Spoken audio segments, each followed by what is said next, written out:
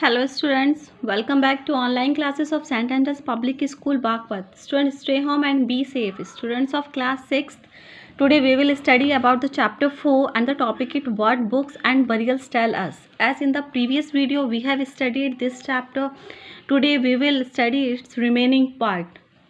In the previous video we have studied about the Indo-Aryans कि वो कहाँ पे रहते थे और कहाँ पे अदर रीजन्स में कैसे आए और क्यों आए. हमने पढ़ा था वैदिक लिटरेचर के बारे में, उनकी social life, economic life and political life के बारे में. और आज हम जानेंगे कुछ सोर्स ऑफ हिस्ट्री के बारे में कि हिस्ट्री के कुछ सोर्स थे उनके बारे में हम जानेंगे. उन्हीं में से एक है megalith. Megalith as source of history. Megalith क्या एक सोर्स ऑफ हिस्ट्री है. Do you think only books can help you to reconstruct the past? कि क्या आप सोचते हैं कि जो हमारी बुक्स हैं केवल वही हमें हेल्प कर सकती हैं हमारे पास्ट को जानने के लिए? No, there are other sources also like the megaliths. नहीं, कुछ अदर सोर्सेस भी हैं जैसे मेगालिथ. मेगालिथ क्या है? एक बहुत बड़ा स्टोन होता था जो यूज़ कहाँ पे होता था? हमारी प्री हिस्टोरिक आर्किटेक्चर और मॉन्यूमेंटल स्टाइल में. A megalith is a large stone that has been used to construct a structure or monument either alone or together with other stones. Megalith क्या है? एक बहुत बड़ा स्टोन होता था, पत्थर होता था जो यूज्ड होता था कंस्ट्रक्ट करने में स्ट्रक्चर ऑफ मॉन्यूमेंट्स के मॉन्यूमेंटल स्टाइल और प्री हिस्टोरिक आर्किटेक्चर्स में. या तो वो अलग एक ही स्टोन से बनाया जाता था या उसके साथ अदर स्टोन्स को हम मिक्स करके पूरा आर्किटेक्चर बनाते थे. Sometimes the stones look like a stone fort and other times they are just rocks that have been stood on end. उसको क्या है, कभी कभी क्या होता था, वो इतना बड़ा स्टोन होता था और अलग अलग उसके फीचर्स होते थे जो कभी कभी वो लगता था कि एक कहीं की फोर्ट है and other times they are just rocks that have been stood on end. और कभी कभी लगता था कि हाँ एक पत्थर है जो लास्ट में खड़ा है. Other megaliths look like big mounds of rocks. और अदर कुछ जो मेगालिथ्स थे वो हमारे बिग मोन्स ऑफ रॉक्स भी लगते थे. But those mounds have secret chambers inside them. और वो जो कुछ मोन्स थे वो जो थे उनके अंदर चैम्बर होते थे. The practice of setting up of megaliths began about 3000 years ago. दो सेटिंग अप, जो इसको मेगालिथ्स जो पत्थर था उसकी सेटिंग करने की जो प्रैक्टिस थी वो कब हुई थी? 3000 ईयर्स एगो, 3000 साल पहले. And was prevalent through out the Deccan, south India, in the north east and Kashmir. वो कहाँ पे प्रिवेलेंट थे? थ्रू आउट द पूरे डेक्कन में, साउथ इंडिया में, नॉर्थ ईस्ट में एंड कश्मीर में. These were carefully arranged by people. वो क्या है, जो वहाँ के लोग थे, मनुष्य थे, उनके थ्रू बहुत ही केयरफुली ध्यानपूर्वक अरेंज किए जाते थे and were used to mark burial sites. और जो बरियल साइट्स होती थी वहाँ पे उन्हें ऐसे मार्क खड़ा कर दिया जाता था. बरियल साइट्स कौन सी होती हैं? जैसे जहाँ पे जो डेड बॉडीज़ होती हैं वो बरीड की जाती हैं, दफनाई जाती हैं, तो उनको मार्क करने के लिए, उनको हमेशा रिमेंबर करने के लिए उस बड़े पत्थर को, मेगालिथ को हम वहाँ पे खड़ा कर देते थे. While some megaliths can be seen on the surface, other megalith burials are often underground. कुछ जो मेगालिथ जो स्टोन थे वो सरफेस के ऊपर रहते थे और कुछ बरीड किए जाते थे अंडरग्राउंड, ज़मीन के अंदर. Sometimes archaeologists find a circle of stone boulders or a single large stone standing on the ground. कभी कभी क्या होता था, जो आर्कियोलॉजिस्ट होते थे वो find a circle stone boulders, कि पाते थे सर्कल स्टोन है और सिंगल लार्ज स्टोन है स्टैंडिंग ऑन द ग्राउंड, जो पूरे ग्राउंड में खड़ा है. These are the only indication that there are burials beneath. अब जैसे मैंने आपको पहले बताया है कि ये स्टोन जो बरियल्स होते थे एक साइड्स पे उनको खड़ा कर दिया जाता था, जो हमें लास्ट में बाद में वो टाइम गुजर जाने के बाद हमें याद दिलाता था कि यहाँ पे बरियल्स बीनेथ है, यहाँ पे उन्हें दफनाया गया था. वो एक इंडिकेशन देते थे जो किसने फाइंड आउट किया? आर्कियोलॉजिस्ट ने. All these burials have some common features. और जितनी भी ये बरियल्स हैं उनके कुछ फीचर्स होते थे. The skeletons found at some sites indicate that the height of people of that era was more than that of the later periods. अब जो वहाँ की ह्यूमन स्केल्टन्स थी फाउंडेड सम साइट्स, कुछ साइट्स वहाँ की बरियल साइट्स ऐसी थी कि वहाँ पे हमें ह्यूमन स्केल्टन्स पाई जाती थी, और उससे हमें क्या पता चलता था कि वो जो ह्यूमन स्केल्टन्स होती थी वो हाइट में बहुत ही लंबी होती थी। तो उससे हम फाइंड आउट कर सकते थे कि जो तब के जो लोग थे, जो प्रीवियस ऋग्वेदिक पीरियड के जो लोग थे, उनकी हाइट कितनी लंबी थी in either to comparison of the later period. Generally these burials are found with some pictures, और क्या है, ये जो बरियल्स थे वो फाउंड आउट किए जाते थे सम पिक्चर्स, उनके साथ क्या होती थी, pictures, baskets, utensils, ornaments of stone and gold, tools and weapons of iron and stones and sometimes skeletons of horses, goats etcetera. अब ये सब वो बरियल्स में पाई जाती थी।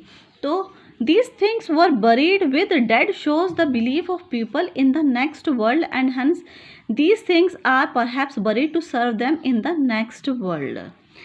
अब इसमें जैसे हमने जाना था जो स्केल्टन फाउंड होता था ह्यूमन स्केल्टन, उससे हमें उनकी हाइट का पता चलता था।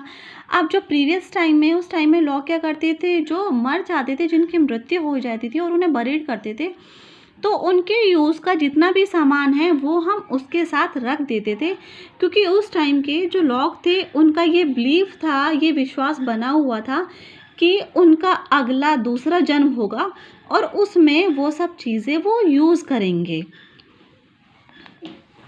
Burials at Inamgaon. अब इनामगांव के बारे में हम पढ़ेंगे। Some burials found at Inamgaon reveals the secret of history. अब जो इनामगांव है तो वो हमें हिस्ट्री के बारे में, जो हिस्ट्री की जो कुछ सीक्रेट्स हैं उसके बारे में बताएगा। Inamgaon is a village in the Shirur taluka of Pune district, Maharashtra state, which is located 89 kilometre east of Pune city. Inamgaon का है, एक गांव है, शिरूर तालुका ऑफ पुणे डिस्ट्रिक्ट में है, महाराष्ट्र स्टेट में है, which is located 89 kilometre east of Pune city. जो लोकेटेड है, स्थित है 89 kilometre east of Pune city से।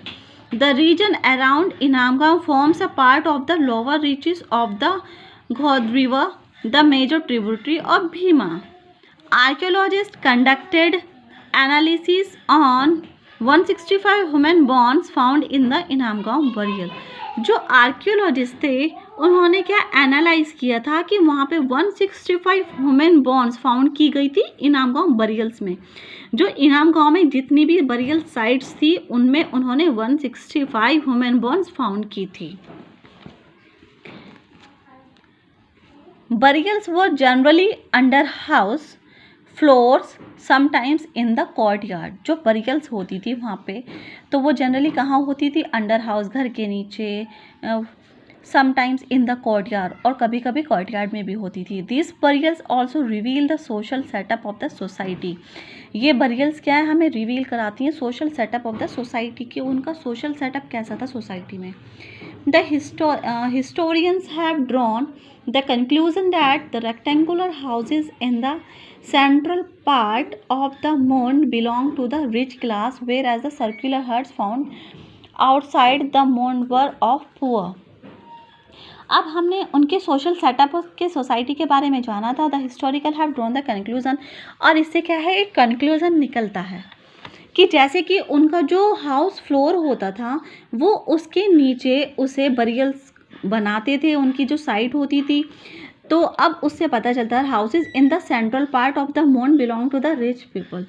अब जो हाउसेज रेक्टेंगुलर शेप में होते थे, सेंट्रल पार्ट में होते थे, तो उनसे हमें क्या पता चलता था, belong to the rich class, कि वो बहुत ही रिच क्लास से बिलोंग करते हैं। और जहाँ पे सर्कुलर हट्स होती थी फाउंड आउटसाइड द मोन वेयर ऑफ पुअर, कि वो ये डिनोट करते थे कि वो बहुत पुअर थे। This conclusion is based on the fact that the bones found in the rectangular houses reflected a more nutritious diet than those who found in the round huts। अब हमें ये कैसे पता चलता था, जो रेक्टेंगुलर हट्स होती थी उसमें जो लोग दफनाए गए थे वो बहुत रिच थे, और जो सर्कुलर हट्स थी उसमें जो लोग दफनाए गए थे, जो बरियल साइट्स थी, वो लोग बहुत पुअर थे। Because bones found in the rectangular houses, जो बोन्स होती थी स्केल्टन, ह्यूमन स्केल्टन बोन्स होती थी, वो रेक्टेंगुलर हाउसेज में जो पाई जाती थी वो रिफ्लेक्ट करती थी कि उनकी जो डाइट है वो बहुत ही न्यूट्रिशियस है। Then those found in the round hearts, कि जो राउंड हार्ट्स में जो मिले हैं उनसे उनकी डाइट ज़्यादा न्यूट्रिशियस है, इसलिए वो सोचते थे कि वो रिच होते थे और सर्किल हार्ट्स वाले पुअर होते थे। Which reveals that the rich of merchant class ate more nutritious food than the poor, जो रिवील करता था रिच ऑफ मर्चेंट क्लास थी more nutritious food than the poor, कि वो ज़्यादा न्यूट्रिशियस फूड खाते थे than the poor. Archaeologist have found seeds of wheat, जो आर्कियोलॉजिस्ट थे उन्होंने क्या फाउंड किया, सीड्स ऑफ व्हीट, व्हीट जो होते हैं उनके बीज, barley, rice, pulses, millets, peas and sesame. Numerous bones of animals bearing cut mark have been found indicating that they may have been used as food।